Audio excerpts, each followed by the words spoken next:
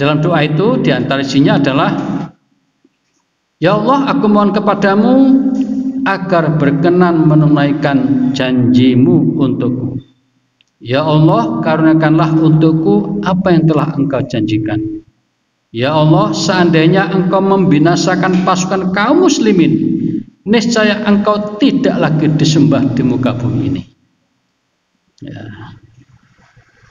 Nah, pada saat itu berulang-ulang kalimat itu. Nah, kemudian beliau terus memohon kepada Allah seraya mengangkat kedua tangannya menghadap kiblat. Diulang lagi kalimatnya. Seraya mengangkat kedua tangannya dan menghadap kiblat. Hingga waktu itu saya mau menggambarkan, ya, nggak ada di dalam hadis ini. Ketika Nabi berdoa itu sampai bergetar gitu, atau ya bergetar lah ya. Hingga sorban beliau terjatuh dari pundaknya.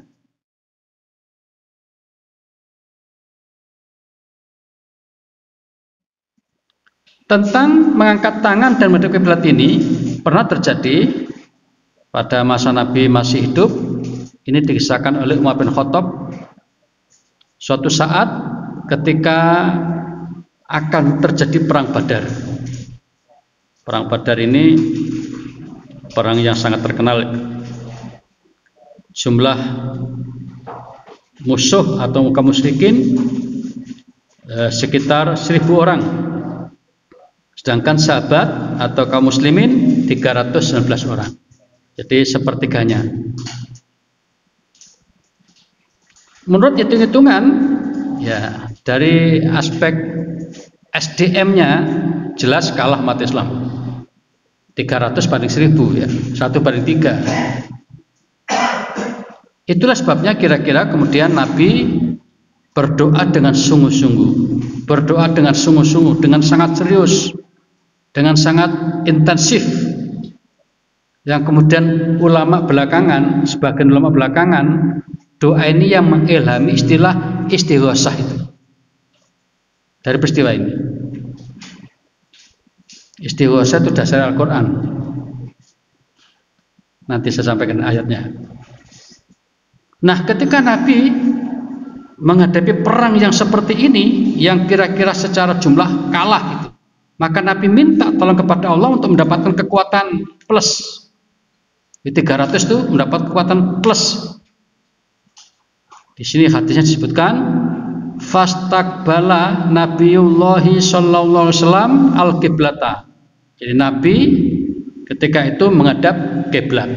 Ini ya perintah dan contoh ketika berdoa dengan sesuatu yang besar itu menghadap kiblat.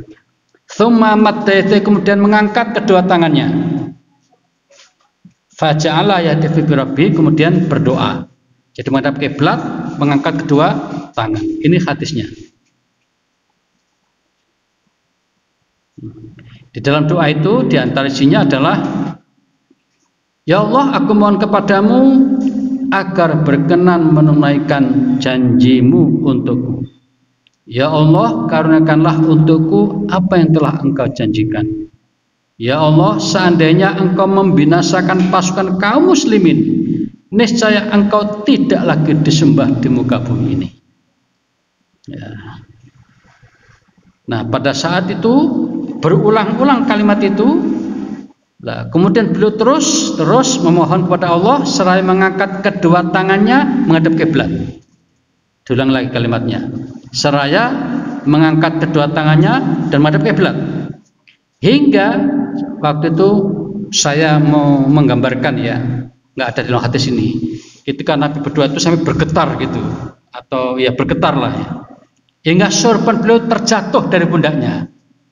Kalau beliau tenang saja kan nggak mungkin jatuh sorbannya.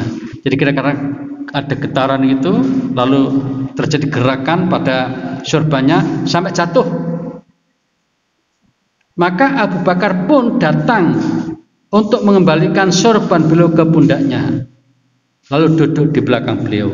Jadi pada saat itu kira-kira ketika Nabi berada di depan begini madhab kiblat, beberapa sahabat di belakang.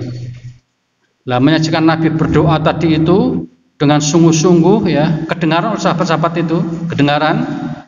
Maka kemudian sorban dipakai itu terjatuh. Abu Bakar maju mendatangi Nabi, mengambilkan sorban, meletakkan lagi ke pundaknya, lalu duduk di sebelahnya, di belakangnya. Ceritanya. Nah, kemudian Abu Bakar membisiki, ya Rasul, cukuplah doanya, cukup. Allah insya Allah sudah akan mengabulkannya. Nah, ini katanya, wahai Rabbi, aku merasa permohonanmu kepada Allah sudah cukup. Sungguh dia akan memenuhi janjinya untukmu. Maka Allah pun kemudian menurunkan firman-Nya. Ya, surat Al-Anfal ayat 9. Allah berfirman, ini diantara artinya, ingatlah ketika engkau memohon pertolongan kepada Rabb-mu, lalu dia mengabulkannya. Sungguh aku akan mendatangkan bala bantuan kepadamu berupa 1000 malaikat yang datang berturut-turut. Ini ayatnya para jamaah. Di awal ayat ini kata-kata id tastaghithun, dari katanya maka muncul istilah istighatsah itu. Jadi istighatsah itu dari kata istighatsah, pakai sa. Ingatlah ketika kalian meminta. Istighatsah artinya berdoa juga, meminta. Jadi kalau teman, ayo istighatsah, itu artinya ayo berdoa. Hanya biasanya kata-kata istighatsah itu digunakan untuk hal yang sangat besar. Nah, misalnya kalau semua ulama atau masyarakat sepakat, wah ini pandemi ini akan semakin membahayakan, mari kita istighatsah. Nah, mungkin seperti itu, agak pas kalimatnya.